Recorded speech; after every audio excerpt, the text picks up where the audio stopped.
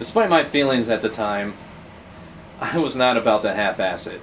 I went through all this trouble of studying, passing the exam, in order to even get in there.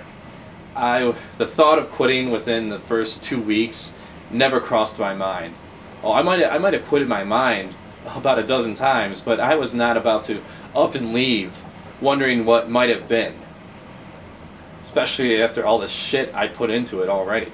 So I put in my 100%, learning my presentations, my scripts. I gained a number of clients and even wrote handwritten thank you letters to them, sealed them in wax and everything. Even included a little business card with a little art piece I drew on the back. I started to find a passion for it. This was the first professional position I ever had in my life. This was the first career I could say I was proud to be a part of, where the feelings were genuine when it came to recognition. The people there that have been involved in the industry for years, 4 years and up, they were making well over 6 figures, and I saw that it was all to do with hard work, not just by luck. And the best part about it was that we were actually helping people. We were helping people save money, protect their health, protect their estate. It was all genuine. And you really did have to care about the people that you were helping. And one of the challenges was actually being able to communicate that.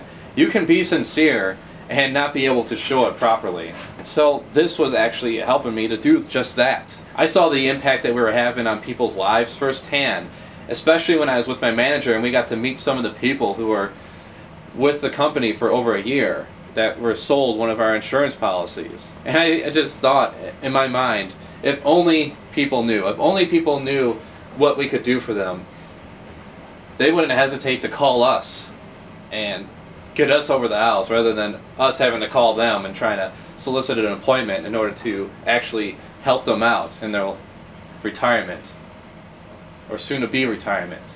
I could give you countless examples of the types of people that we met throughout my 1 year and a few months in that industry.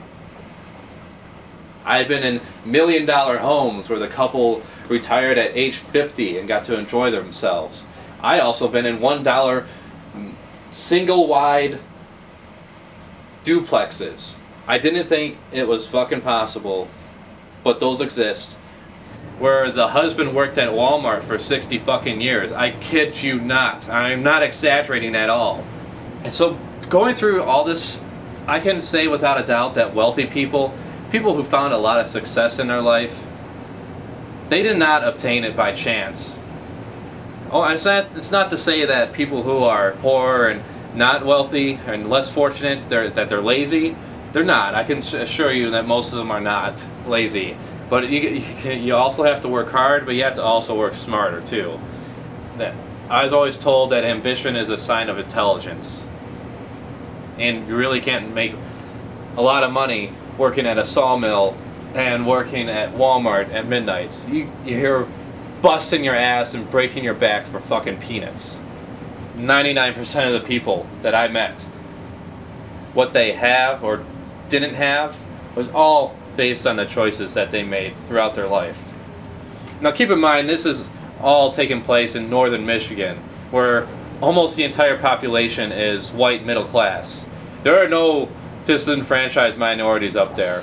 I know, I came across one black couple, 2 gay couples, out of the approximate 450 people I met on an individual basis. And I sat down with those people between either 5 minutes or 5 hours. And so really it comes down to the key difference between those who see a lot of success and those who don't is working smarter, not just harder. And that's really the key difference. Not to say I would get rid of any type of welfare program like Medicaid or welfare. However, most people don't end up in that position by circumstance alone. In turn, I don't blame them for being in the position that they are in. Because I also found that most of the time it's just simply not knowing any better.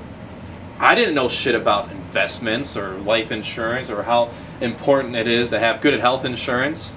I had to learn it all on my own by getting into this industry.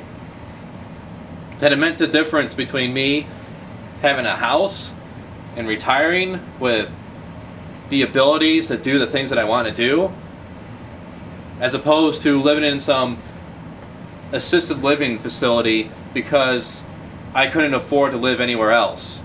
Not even able to leave the premise because I just simply couldn't afford it.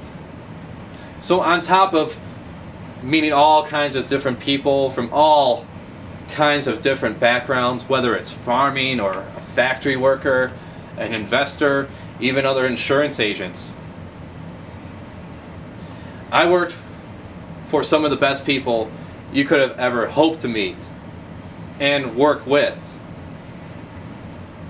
We all worked in a partnership branch. Most of the time we went out in pairs, and all commissions were split 50-50. Even when I went out on my first day, all my commissions were split 50-50 between me and my manager. Even though I didn't know shit, couldn't say anything in the home other than, hi, how you doing? Oh, this is a nice home you have. Oh, that's a nice picture. Where'd that come from? Where did you work? Where did you retire? How many kids do you have? Etc. It was all 50-50. So even at the start, there was a vested interest in you succeeding.